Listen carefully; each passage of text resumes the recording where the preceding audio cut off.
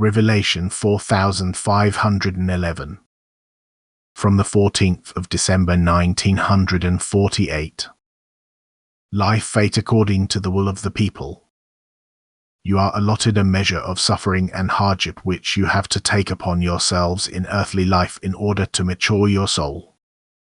This measure corresponds to the length of your lifespan, the will and the soul maturity of the individual human being, which is why it appears differently abundant to the human being who has not yet penetrated into the deeper knowledge about the purpose and aim of earthly life.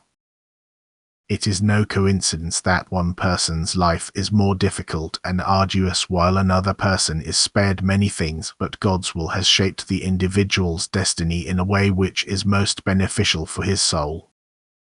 Yet you humans can contribute a lot yourselves to make life easier for yourselves, because God's will to help is always ready if you call upon him and appeal for his help.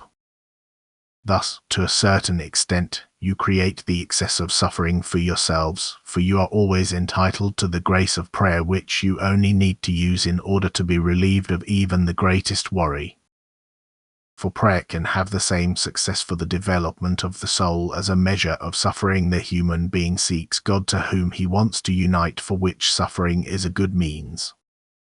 Only the connection with God should be established.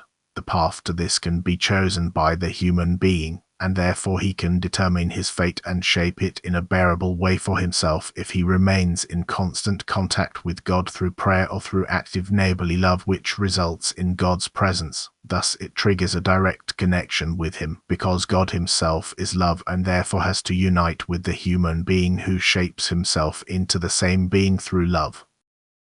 Therefore, if a person believes he has to suffer excessively, he should bear in mind that his nature still needs to change, or it could be permeated by God's nature, which excludes all suffering.